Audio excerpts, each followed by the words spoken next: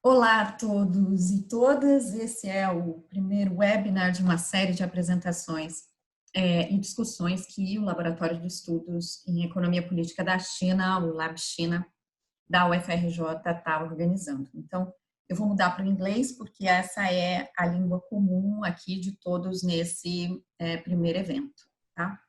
So, I start by thanking Professor Jie Meng from Fudan University for being here with us.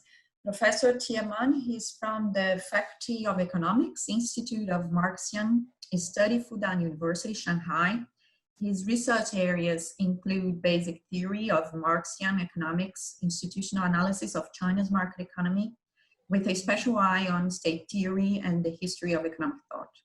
He has published the following works in the recent years, mainly in Chinese: Historical Materialism and Marxian Economics in 2016, Theories of Value and Accumulation in 2018, and The Logic of China's Economic Development last year.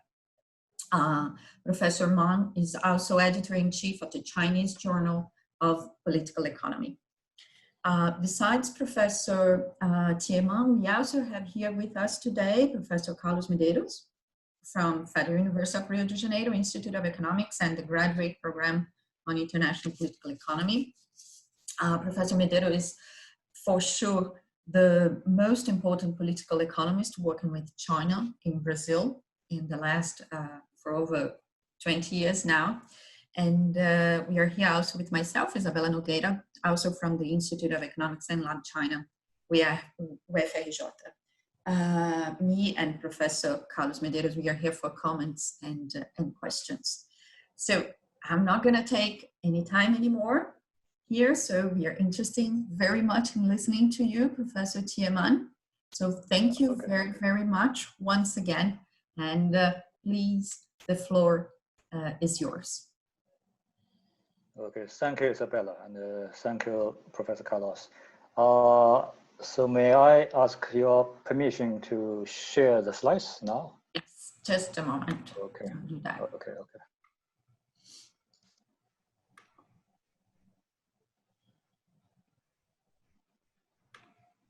Can you see it?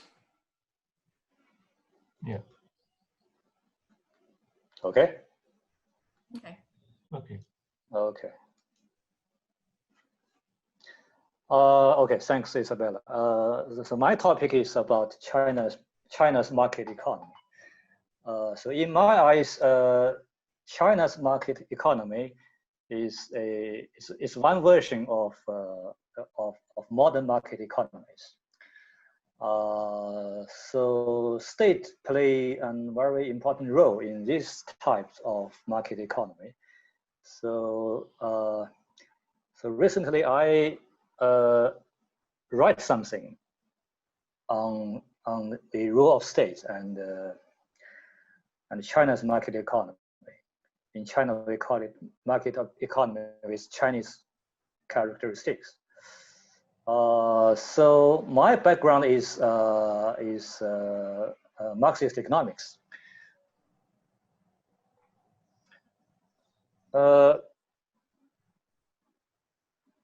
In recent years, I try to differentiate three types of modern market economy. I call it, as you can see, the market economy version 1, right? 1.0, and also version 2.0 and version 3.0. The version 1 of market economy refers to traditional liberalism, right? Traditional liberal market economy. And since Keynes, we have version 2 of modern market economy. And then we have version 3. And we define China's market economy as version 3. The first criteria implies the relation between the so-called the political and the economic, right? Market and the state. And in traditional historical materialism, we call it the base and its structure. So what is the relation, or how to understand the relation between, for example, the political and the economy? The traditional historical materialism try to understand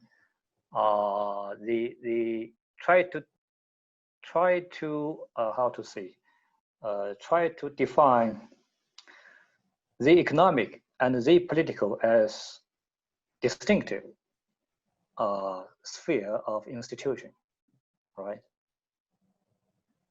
So on the one hand is the institution, the economic institution, and on the other hand is the political institution. And in my eyes, this kind of differentiation in historical materialism actually share something quite similar with the liberal theory, and which is quite difficult to be applied to understanding China's market economy, because in China the political relation, the political role actually plays the function of relations of production. So in my eyes, the political power, the political relation can be a part of economic structure, right? So this is why we say the political is embedded into the economic. So this is the basic feature of China's market economy. And it is according to this, we differentiate three versions of market economy. So in my eyes, the version 3, the so-called China's market economy, is the development and also is the development of version 2. That is the version of Keynes, right? The Keynes version, the Keynesian version of market economy. But China's market economy also moved beyond version 2 of market economy. So in my eyes,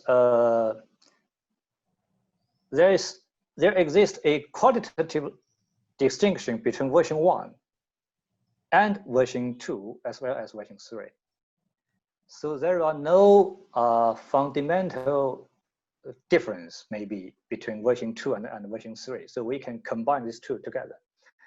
And we can just emphasize the difference between version 1, right, and version 2. So the horizontal axis refers to the first law, right, refers to economic paradigms. So to the left, it is the paradigm of liberal economics. And to the right, it is economics of version 3, of political economy of the socialist political economy of China, right? And now let's define the vertical axis. This means historical and institutional analysis, right? And to the downward, it is the version 1 of institutional analysis, and to up, to the upwards, it is the version 3 of institutional analysis. So according to these two axes, we can define 3 different column types, right? 3 different areas. So this is a short introduction of our idea that in China we can have 3 types of different theory, right? All of them try to explain China's economy, or Chinese model since China's reform, right? We can sum up. We have liberal approach, right? And we have new structure economics, which is very special, which is a combination of neoclassical theory and China's distinctive features of institutions. And we also try to build up socialist political economy with Chinese characteristics. Which we define it as version 3 of modern market economy, right? And later on, I will try to explain more of the features of this theory. And then we move to this slides. This slides is, we try to sum up different theory of state, right? Different theory of state. And we also have 3 column time on this picture. Let's first look at the fourth one, right? The fourth one, the fourth column time. And we can see that the fourth column time is characterized with two features. We can see in this area, all this theory, for example, neo-institutionalism, new political economy, or the Austrian school, etc., they have the idea of neutral state, right? Which means the state just play the role of, for example, reducing transaction cost, right? Which is basically similar with the idea of Adam Smith, right, about the role of the state. And all these economics, they also recognize that market economy can be coordinated, right? Basically through, for example, in the fundamentalist theory of neoclassical economics, market economy can be coordinated by itself, right? The neo-institutionalism come up with a more sophisticated version, right? They recognize that in real economics, in real economic world, there is the so-called transaction cost, right? The positive transaction cost, which means there exists some specific institutions, right? Which actually play some negative role, right? Which hampers the market mechanism to fulfill its potential, right? So the state should play the role to reduce transaction cost, and then to help the real economy to how to say to converge to the so-called the frame of reference. That is to say that the theory, the market mechanism described by the model of the complete competition, right? And we also have Marx in the third column time. It is interesting to argue that in Marx we can see although Marxist economics is in the opposition to the liberal economics, but in Marx they actually share the same view. That is to say, in Marx, in Das Kapital, actually we can see Marx actually I can see he tacitly assumed that there is a neutral state, right? So in Das Kapital we can see Marx only explain the so-called laws of motion of capitalist mode of production, right? We can see the evolution of the laws of motion of capitalist mode of production, but there's no state, almost, right? So this is a picture quite differently from what we now can see, right? Now we can see the market economy actually evolve with the transformation of the state, right? Which is recognized first by Keynes, right? So in the picture drawn by Marx, the state actually is missing to a very large extent. And also Marx theory does not recognize that market economy can be coordinated, right? So traditional Marxist economics, is, especially in the international, the second, right? They looking forward to a breakdown of capital accumulation. So there's no possibility for market economy to be coordinated either from within itself or through the rule of the state, as emphasized by Keynes. And this also explains why Marxist economics cannot simply directly apply to explain China's market economy, right? Although we just said the socialist market economy with Chinese characteristics, which can be based on Marxist economics. But on the other hand, we also emphasize there's a huge difference between traditional Marxist economics and the Chinese political economy nowadays. And in this picture, we can explain the difference between these two. So in the first column, we have the state theory of socialist political economy with China's characteristics.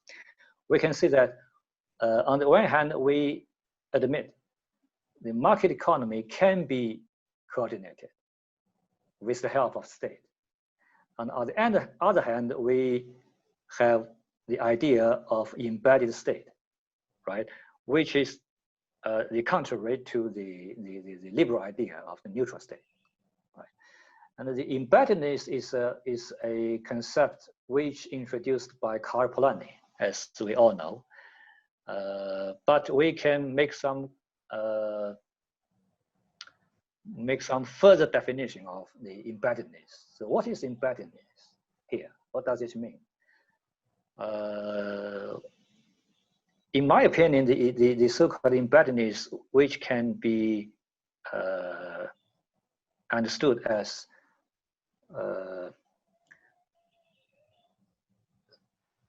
so when we define it in this way, when the political relations, political power play the role of relations of production, right? Which means the political power is embedded. So we explain the embeddedness in this way. So methodologically, if we try to introduce or build up a theory of state, which is relevant to China's socialist market economy, actually we have to make a reformulation of historical materialism.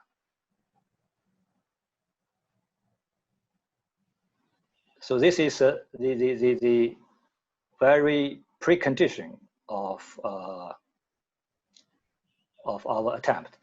So let's look at very briefly, right? In order to reconstruct the historical materialism, and in China, I ever composed a book on historical materialism, and I draw quite a lot from two figures. One is Robert Blanner, and his book in 1970s, as I remember. His comparative historical analysis of the modern Europe since 16th century, right? And he compared England, France, and the Eastern Europe, right? Since 16th century, there appears to be different historical paths of evolution in these three different areas. And another figure is the former top leader of China's CCP, Zhang Wentian, right? The family name is Zhang. And he was comrade of Chairman Mao And he's the participant of this famous Long March. And in 1960s, he tried to reformulate historical materialism, roughly 10 years earlier than Brenner's book. And there is something in common, I mean, between Zhang and Brenner. Both of them emphasize that the political can be the driving forces in the change of relations of production. And Zhang make a distinction between two types of functions of relations of production. Right? But I'm afraid maybe I have enough time to explain in detail of Zhang's idea. There are two types of functions of relations of production. One function of relations of production is to, how to say, is to develop forces of production, right? Is to represent forces of production, right?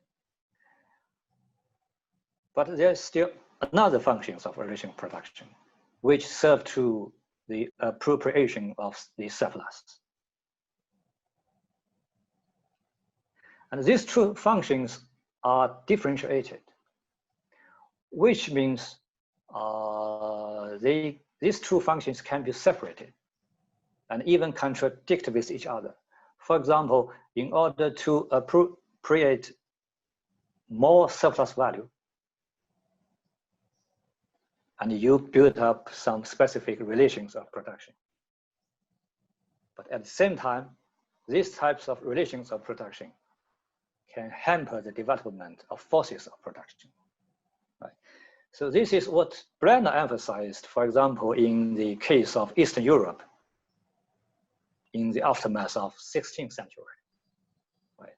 So we can see the resurgence of the slave system, right, in Eastern Europe, right, and which actually hampers the development of forces of production. So, which means the change, any change in relation of production, the change in relations of production can come from two different sources. One source is the development of forces of production, but the other sources is the political reason, right? The balance of class struggle, right, etc. As emphasized by Robert Brenner in his book very vividly.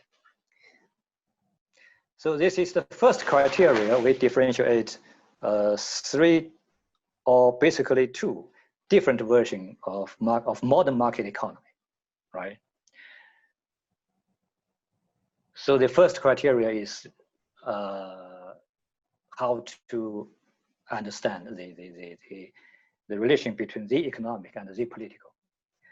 And the two, methodologically, the two criteria, the second criteria, sorry,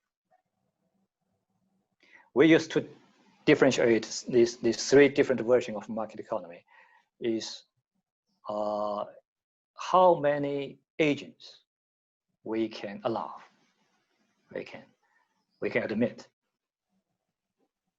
right, in a market economy. So in China, we have three-dimensional market economy. And as for Keynes, we argue that since Keynes, we have two-dimensional market economy. And as for the traditional liberal theory, they only allow one-dimensional market economy. So by dimension here, we mean actually the agents, right? The number of the agents. In China, we have three different types of agents, economic agents, right?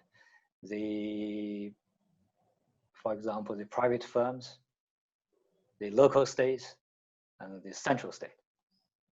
Sorry, the local government, sorry, and the central state, right? And since Keynes,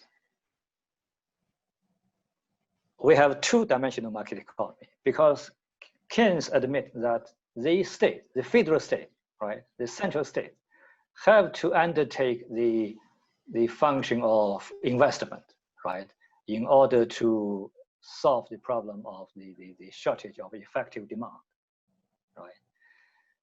So since then, we can see the state or the political power, actually, they become a part of economic structure, right? So the traditional image of the state is qualitatively transformed by Keynes. And this actually is the path of the evolution of the Western market economy since 1930s, and especially since the end of the Second World War. And in the version of, in the version 1 of the traditional liberal economic theory, there are only one kind of agent in market economy, right? The private firms, So what I have just said is try to make it clear the location, right, of the socialist political economy with China's characteristics in the history of the economic thought, right? We try to make it clear. So where this theory is located, right? So we define it as version 3, right? According to 2 criteria, right? The first criteria refers to relation between the political and the economic. And the second criteria refers to how many agents, economic agents, right? A theory can allow in, right?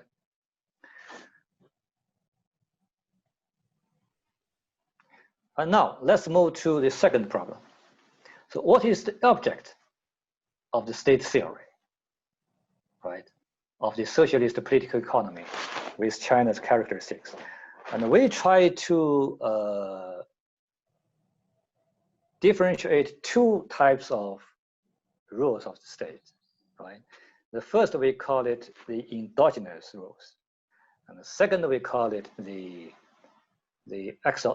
exogenous rules of the state. So let's focus on the first.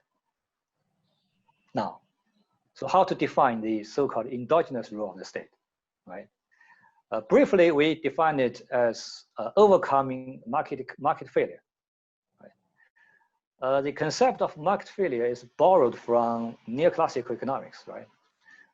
But actually, which is in definition, which is different from the understanding of neoclassical economics. Actually, we use market failure to refers to all the contradictions, right, in Das Kapital, all the contradictions in capital accumulation, right? The contradiction between the production of surplus value and the realization of surplus value, right? So we just borrow the name, right? Market failure. So actually it refers to all contradictions in capital accumulation, right? So the state have to play a role of overcoming so-called market failure. But in order to explain the endogenous role of the state, just from the very definition, we can see that we have to come up with a theory, a Marxist theory of market failure, right? But fortunately, we already have, right? Marx has offered almost a very, very thorough analysis of market failure, right? All the contradictions. And actually, Keynes theory, actually in Marx, which is which tries to repeat what Marx has already said, right? Although in in a different discourse, right? He used different terminology, right? But basically, what they emphasize is the same, right? The so-called the shortage of effective demand actually is just what Marx said. The contradiction between the production of surplus value and the realization, right? But here, there is a very important thing. If we treat all the contradiction as expounded by Marx as a market failure theory, right? We have to admit that there are some good things of market economy, right? Which means we need a theory to explain the efficiency of market economy, right? Just like the neoclassical economics has done, right? Just like microeconomics has ever done, right? So in my eyes, we need a theory of the frame of reference, right? The frame of reference theory.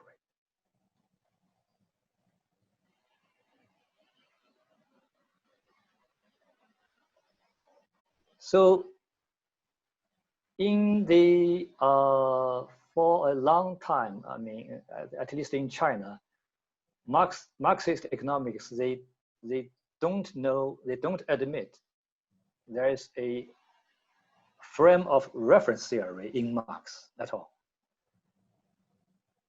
So in their eyes, Marxist economics only disclose the contradiction of capital accumulation.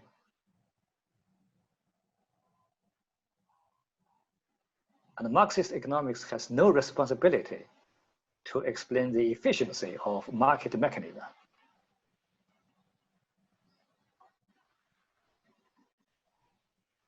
So this is the typical traditional stance of a Marxist economics. I think not only in China, but also across the world. So when we see now we have we are facing the task of build up a theory of the frame of reference.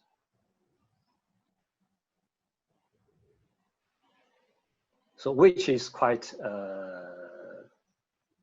sometimes which is for some Marxist economics, this is an unacceptable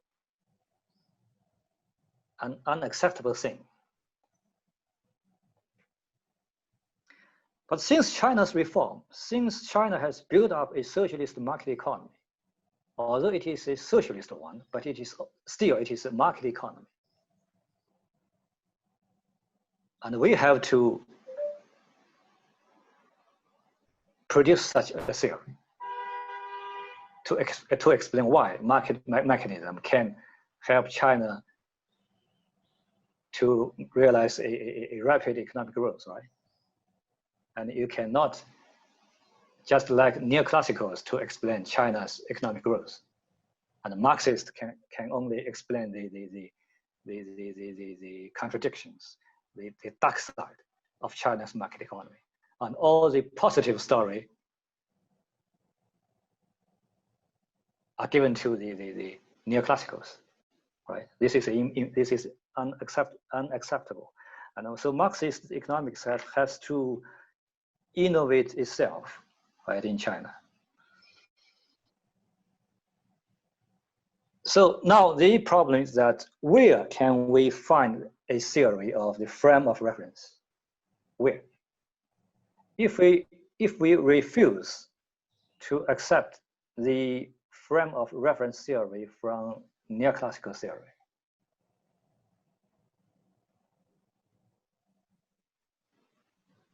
and can we have a different theory of the reference, of the frame of reference?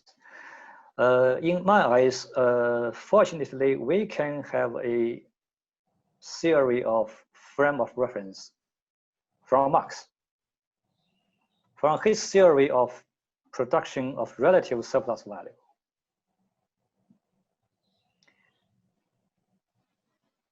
And which may be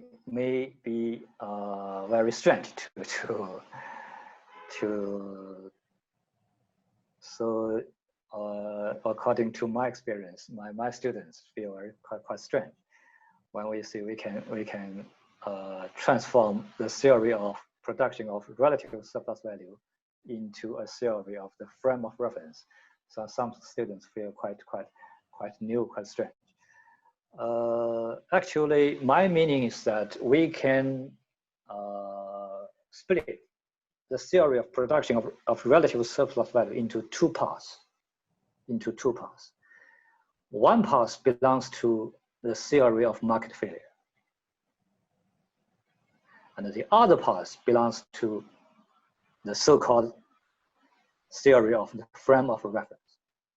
That is to say, which is aimed to explain the efficiency of a market economy, right? Which aims to explain why forces of production can be developed in a market economy, right? Where there can be technical innovation, right? We can have incessant technical innovation in a market economy. So the theory of the frame of reference is basically, we can find it in Capital Volume 1, right? Capital Volume 1. And we should emphasize now, actually, in the Communist Manifesto, which is co-authored by both Marx and Engels, right? And here I would like to tell a story about the friendship of Marx and Engels. And we know Marx and Engels, they met each other in the mid of 1840s, right? And in 1845, they have their second meeting, right? And as I remember, it is in the summer. It is in the summer of 1845, right? And after this meeting, they met in Paris. And after this meeting, Marx followed Engels to where? To Manchester, in Britain. So it is in Manchester, Marx witnessed what is the forces of production created by modern market economy, right? So this is quite important in the making of Marxists, right? So Marx wrote the so-called Paris manuscript in the so-called 1844 manuscript, right, of economics and philosophy, right? And when he writes this manuscript, he met the modern proletariat in Paris, right? There's no modern working class, modern proletariat in Germany, because at that time, Germany is a very backward country, right? So it is in Paris, Marx met modern working class. And it is in Manchester, Marx witnessed what is forces of production of modern market economy. So when they come back, Marx and Engels began to co-author several books. The first is the German ideology, right? And in 1848, they co-authored the Communist Manifesto. And in this book, we all remember, there is a quite famous saying, a quite famous sentence, right? They say, roughly, the bourgeoisie, they got their power, it is less than 100, right? It is less than 100 years before the bourgeoisie got their power, right? But in this relatively short period of time, the forces of production they created is much larger than that created by all the history, right?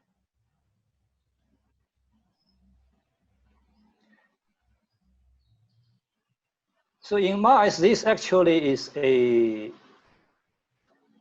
so this expression can be regarded as an assumption, right? As an assumption,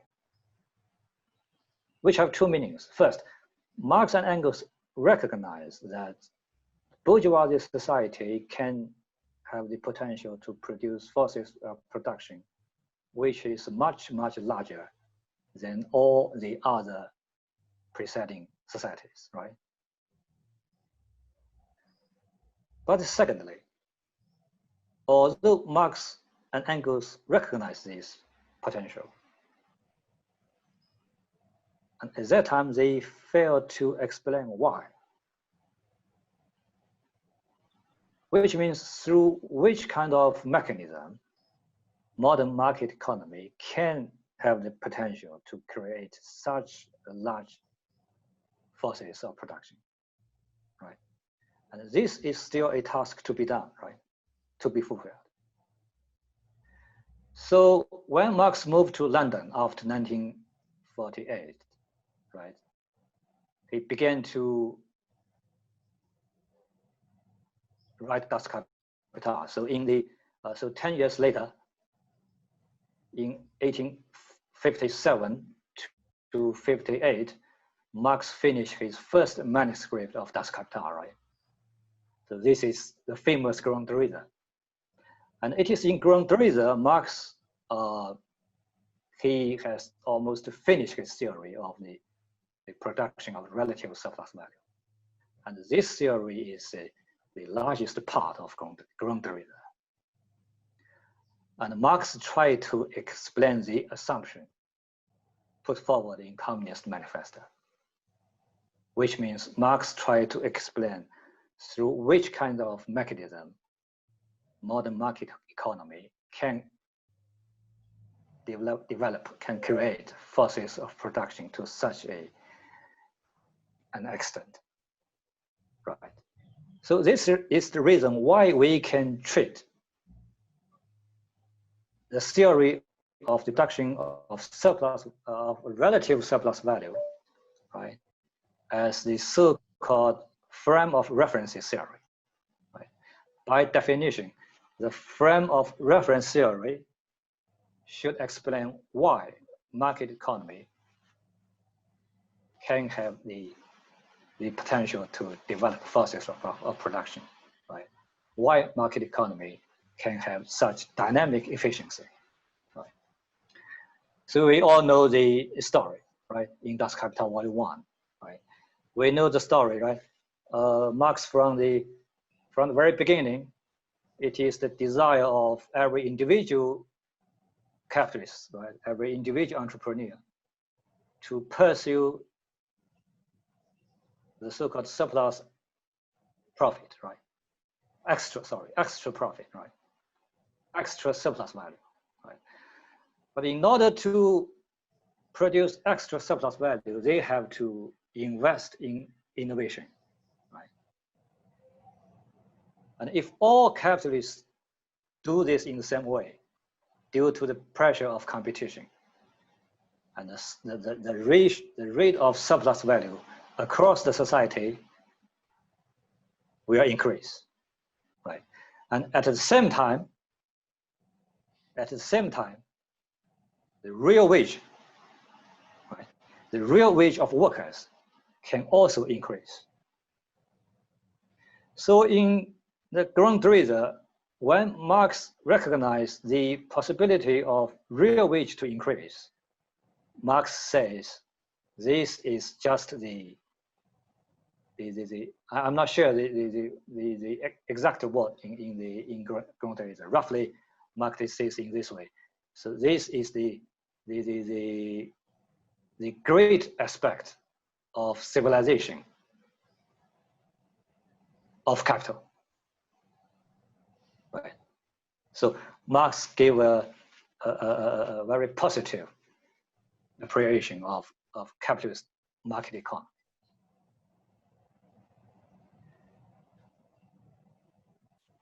So according to this story, we can even say that actually the theory of relative the surplus value is very similar to the liberal story of invisible hand.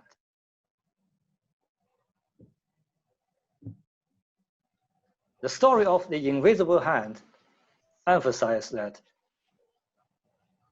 if every agent, right, they start from their own interest, right, and finally they will promote the common good of the society, right? And if we investigate the Marx story, we can find the story begins from the pursuit of every individual entrepreneur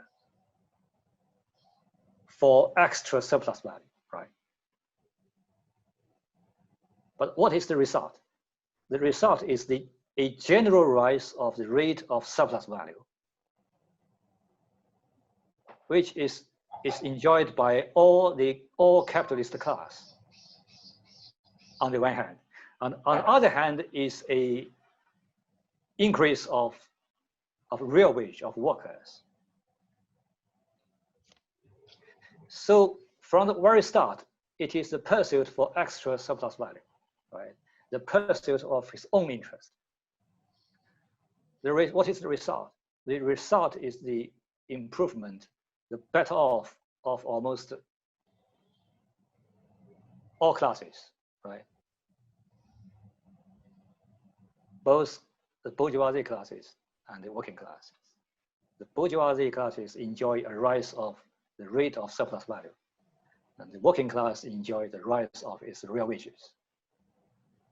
So this is why we argue that the theory of the production of relative surplus value have a quite similar logic with the liberal invisible hand theory.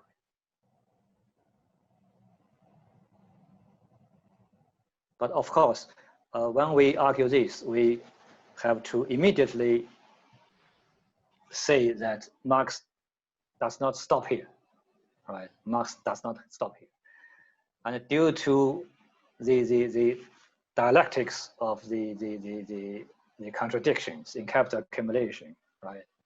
Technical innovation will further give rise to some contradictory tendencies. For example, the rise of the organic composition, the increase of unemployment, the tendency of the profit rate to fall, right? And finally, the crisis tendency, right? So this is why we say that actually the theory of the theory of the production of relative surplus value actually consists of two parts. One part can be regarded as theory of the frame of reference. The other part actually is a theory of market failure, right? So I'm sorry, I spent maybe too much time on explaining this, all these things. So let's sum up, right? If we want to build up a endogenous theory of the state, we have to admit that this theory consists of three parts. Right? First, we have to come up with a theory of the frame of reference, which have to explain the dynamic efficiency of market economy, right? And then we can have a theory of market failure, right? Which will explain why the real market economy cannot realize the potential as Marx has argued in his abstract model, right? We say it is an abstract model because in reality, the production of relative surplus value have to face some obstacles, right? As I have ever summed up, there are three types of obstacles, right? Or we can say there are three different conditions of the production of relative surplus value, right? There can be the economic conditions of the production of relative surplus value. There can be institutional conditions of the production of relative surplus value.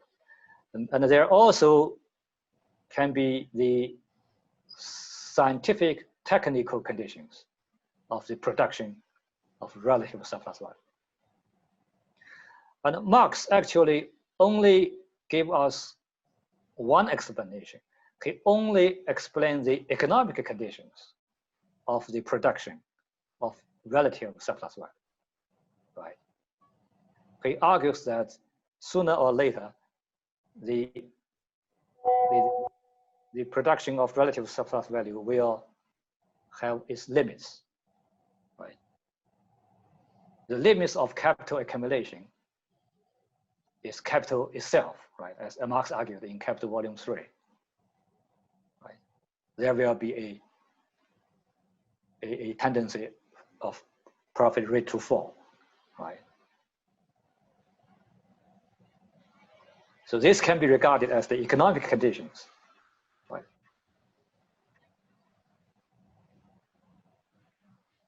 But there is still scientific technical conditions and also institutional conditions, right?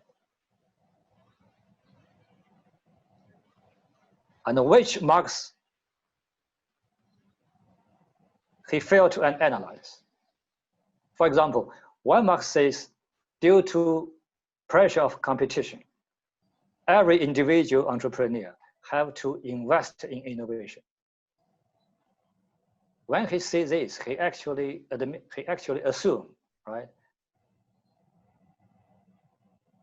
this scientific and technological knowledge applicable to innovation is always available.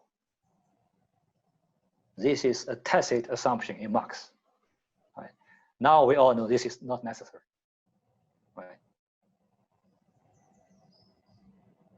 There are no necessary reasons, right, that we can argue there is always enough knowledge, right? The stock of knowledge, of scientific technical knowledge, which can be applicable to in the economy, right?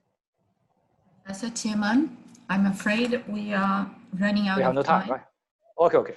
So let's finish. And the third part is the theory of endogenous rule of state, right? So when we have the theory of market failure, we can make it clear what is the role of the state, what the state can do, right? And the second part is the exogenous rule of the state, right? So the rule of the state does not the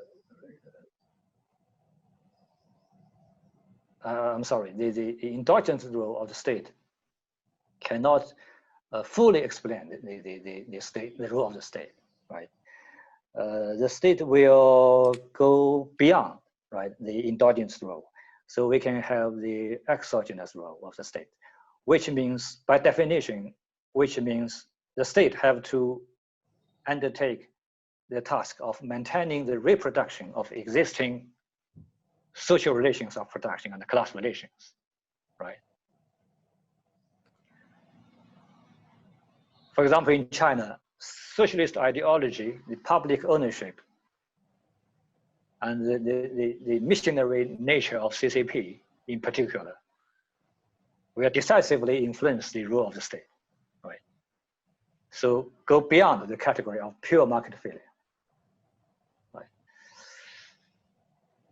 And it is also the case in capitalist market economy, right? For example, Keynes is a very good example. In his book, The Persuasion, right? Keynes has ever said that he is in class struggle, as Keynes has ever said, in class struggle, he is always, right? He will always stand on the side of bourgeoisie class, the educated bourgeoisie, cultivated bourgeoisie class. Right? He say something like that, right? Which means he very consciously realized that the state have to play a role of maintaining the existing class relations. But the problem is that he also realized in order to realize the exogenous role of the state have to play a new types of role, which is defined by us here. It is the endogenous role of the state, right? So which means in Keynes, the state have to undertake the function of investment, right? Something like that, right?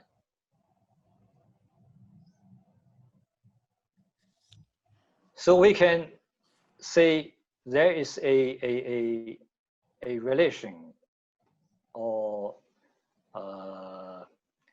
these two types of role of the state, they are preconditioning each other, right? And they can be transformed to each other, right? Okay, now let's sum up all this speech. Let's sum up in this way. So in this picture, we can see the system of a state theory, right? We can see from the top, right? If we want to build up a state theory in modern market economy, right, with a specific reference to China's market economy. So first, we have to reformulate historical materialism. I'm sorry, which means we have to explain in a new way what is the relation between the political and the economic, right? We should abandon the idea these two, right, are not two distinctive institutional area. We have abandoned this kind of this idea, right? And secondly, we have already said that we differentiate two types of rule of the state: the endogenous one and the exogenous one, right? And as for the endogenous one, right, we have already said it consists of three different parts, right? From the theory of the frame of reference, the market failure, and finally, we can have the theory of the role of the state, right? And on the other hand, it is the exogenous theory of the state, right?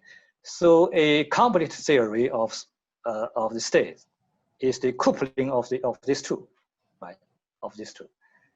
Okay, so that's all, Isabella. Right. Let me stop the sharing here. Thank you very much, Professor Jie Meng, for your broad presentation on Chinese system, both in terms of state theory and the functioning of the Chinese mode of production. So I give now the word to Professor Carlos Medeiros to make his comments and questions. Thank you very much. I really appreciate your presentation, and I think that the theme that you are talking about, what is the system that predominates nowadays in China, is really very important. I think that probably one of the most important discussion and debates nowadays is exactly to understand what is the system that prevails in modern China.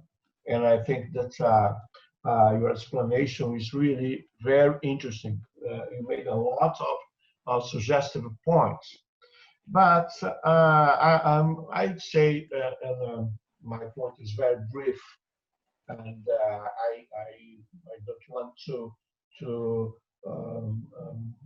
ask more detailed questions about theoretical aspects that you've made, but I'd like to understand very well what, in your opinion, should be the main difference from the modern China or the China that evolved after the 90s, the 80s and the 90s.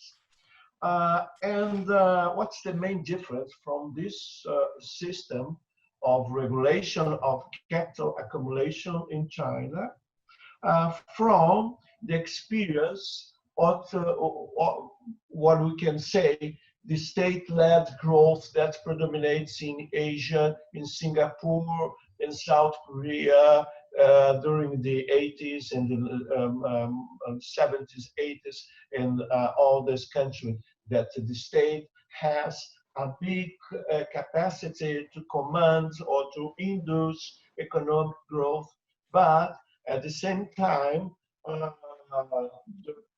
the private enterprise accumulates a lot of profit and made a kind of development that is not that different from the other experience of European modernization after the Second World War and some other experience.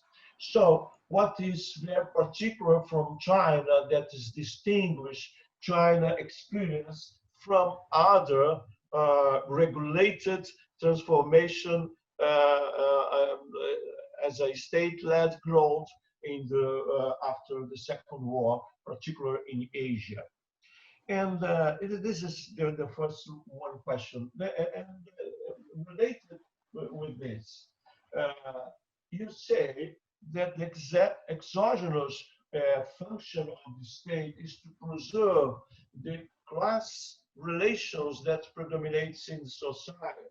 But in China today, there is a very important change in the evolution of social classes as far as the emergence of the private enterprise and Chinese bourgeoisie that is growing as well as other social forces. So how is it to preserve the representation of a society when the social class are so moving as we see in China? So this, I think that I appreciate very much your comments on it. Thank you very much. Okay, thanks, Carlos. I have to I apologize for my English. So I haven't spoken English for quite a long time. Mm-hmm. Since I say goodbye to Isabela. Almost I have no chance to say English. No, just good. You have a very good remark. First, what is the difference between, for example, China's model and Asia's developmental state, right? The developmental state theory. Yeah. So in my eyes, for example, developmental theory, we can put it into, in my opinion, the version 2 of market economy theory. Mm-hmm. Right? Oh, so what is the difference in detail from the developmental state, the DS and China? Basically two things. And in China, yeah, both China and the developmental state theory, right, emphasize the role of the state. But the difference is that in China, we have the competition of local governments, and which is missing in either Japan or Korea.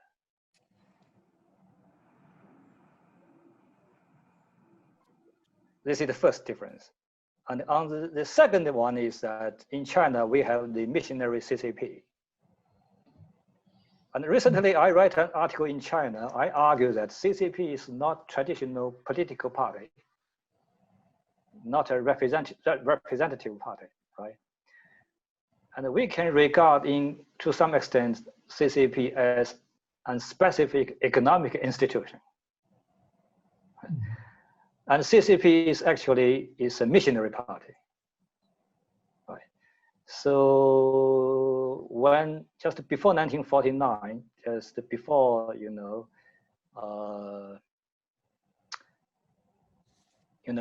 Chairman Mao, the Mao come to Beijing, and he write an article, right? he said how to judge the role, evaluate the role of political party in China is to see whether he can help to push forward the development of forces of production in China.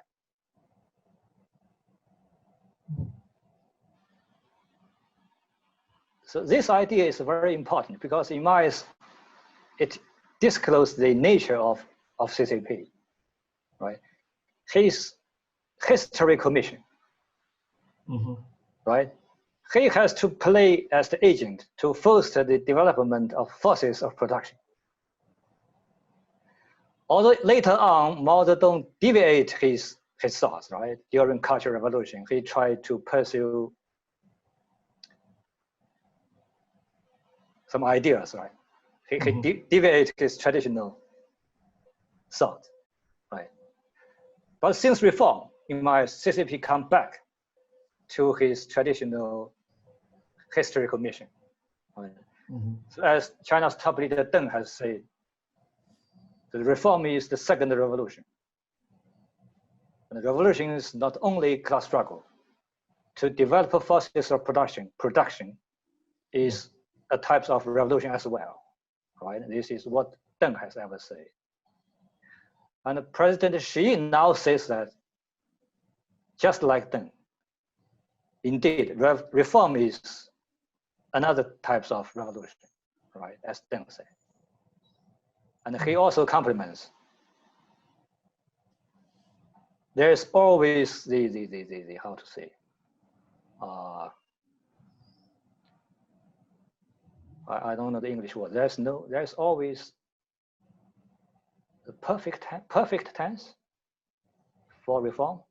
There is no, how to say, what is English word? When we say, I have done something, what is the word? What is the tense? The name of the tense. The perfect tense is what I am doing is the perfect tense, right? I forgot the word.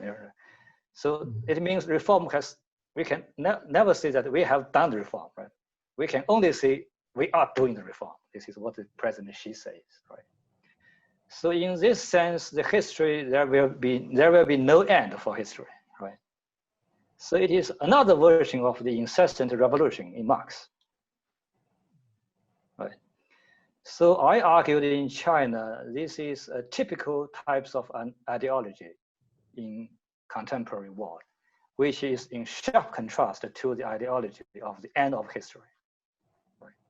So the American enjoys the ideology of the end of history. Right? So typically it's the ideology of an empire. Right? So these types of ideologies serve the benefits of the empire. The history has ended. Right? All the rivals, you have to stop. There's no need, right, to be rivals of the United States since the story is over. Right? So this is quite interesting, right? I cannot understand your second question very well. Can you repeat? Yeah, the idea is that you mean the different period in China? How to?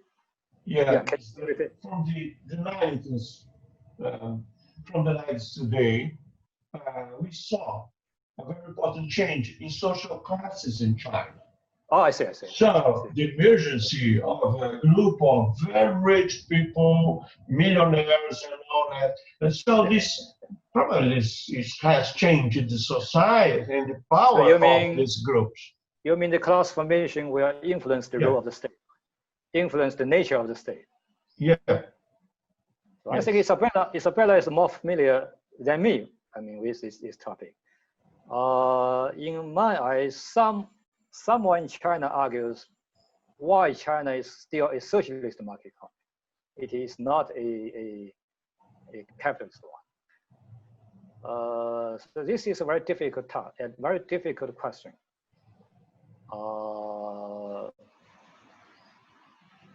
In China, someone argues in this way. So why we are still socialist, not capitalist? The difficulty lies in the fact that since the reform, we can see a very huge transformation of class relation. we can see the rehabilitation of the wage labor relations in China, right? And the rise of the China's bourgeoisie class, no problem, right? No problem. Mm-hmm. But we have to, this is one side of the story, but we have to pay attention to another side. Another side is that the state power up till now has not been captured by bourgeoisie class in China. And the bourgeoisie class in China are not strong enough, and they are even cannot unite as a class for itself, right? They are divided. They are divided. So in this sense that the state has not been captured by bourgeoisie class, the state can still enjoy its autonomy. And the CCP also play a very important, a distinctive role from the state, right? So actually in China, we have the party state.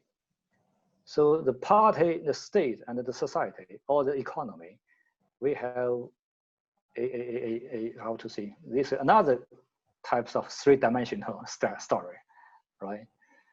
So of course, China is facing the challenge, how to, for example, how to, because someone argues that we can, this is not only the case in China, but also the case across the modern world. We can see the deep political, how to say, the deep politicalization of the party, right? So for example, in West, we can see the right and the left. The clear line drawn between the traditional right and the traditional right becomes more and more unclear, right? So there is a deep politicization in the Western politics, right? And also in China, because when the party got the power of the state, right? When the party got the power of the apparatus of the state, there's a danger for the party to become politicalized, maybe.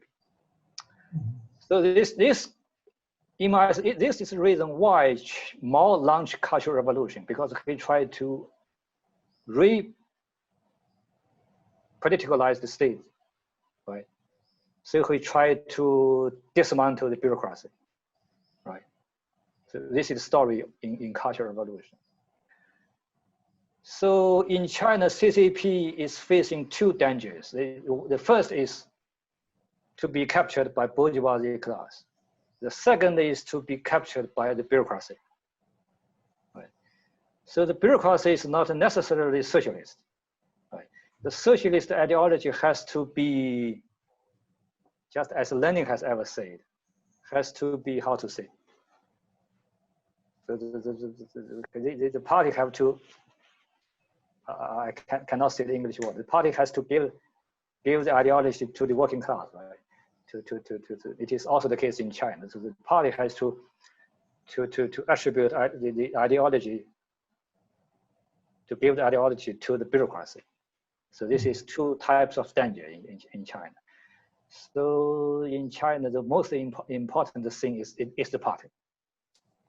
It is party. But in China, the party is the only political power which can unite all the countries, which still enjoy legitimacy, and which can still fulfill its missionary function to develop a process of production. So what is the future? And it deserves our further research, deserves Isabela to research. Yeah. Thank you for your questions. Thank you. This is a very interesting debate, Professor Jie Meng. As Professor Carlos said, we are very interested even more in this socialism with Chinese characteristics.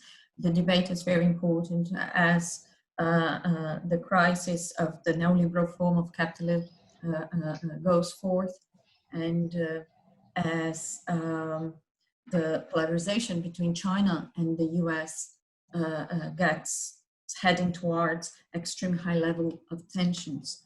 So just to finish, this is this debate around the exogenous function of the state, to use your definition, is very interesting to me. My question would deal with ideology. I mean, which in terms of the debate of the state theory was a strong debate among Marxian debates in 60s and 70s. In ideological terms, how does the ideology of the Chinese Communist Party different from basic social relations that define capitalism? I mean, capitalist subjective values or forms of domination, such as alienation of labor in production, or competition as a driving force of productive forces, and mass consumption, for instance, that we see now in China as a major individual goal. How does the ideology of the socialism in Chinese characteristic distinguish itself from basic social relations that define capitalism? Yeah, Isabela, you give a very incisive, very profound question. Actually, recently I am always thinking about this. As for the role of ideology, we can, for example, resort to Gramsci, right? I think in Gramsci, he has already realized that so ideologies can play the role of how to put. Maybe you can put it this way: it is through ideology some specific relations of production can be conceived, right? and can be supported, right?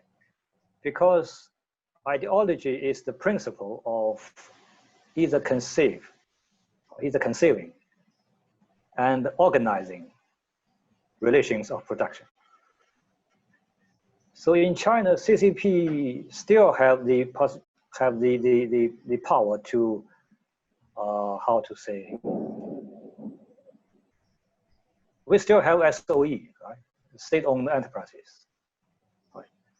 And in recent years, SOE enjoy a rise in its profitability, so which is quite different from the end of the 1990s.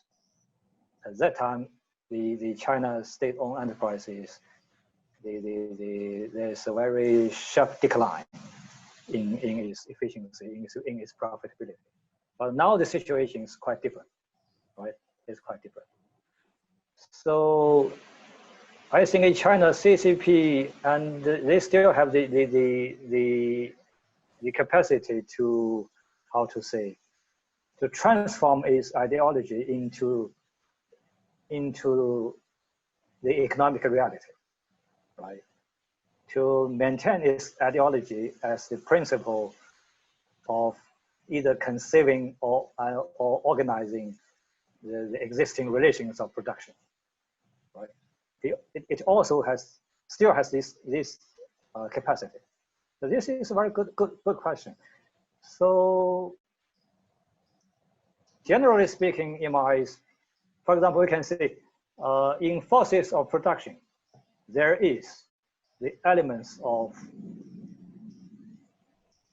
ideas, right? Which is scientific and technical knowledge, right? And also in relations of production, there is also elements of ideas, right? So ideologies play a decisive role in China. Right? If the liberal ideology prevails, then we have to face the radical privatization, right? But if socialist ideology still prevail, and we can talk about this is socialist political economy. And the public ownership and the private one can cooperate with each other.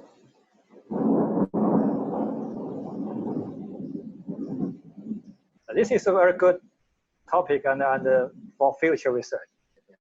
Wonderful. Professor Jie Meng, Professor Carlos Medeiros, I thank you both for being with us in this webinar series. It was a pleasure. I hope seeing you soon again, Professor Jie Meng, as soon as the pandemic allows us. And Carlos, do you want to say something? No. I'm quite satisfied. All right, wonderful. Once again, thank you all, and hope to see you again soon. Yeah, thank you. Thank you for your kind arrangement. Yeah, it was. Thank you. Thanks, Carlos. Yeah. Thank you. Yeah. Thank you. Wonderful. Thank you. Bye-bye. Bye.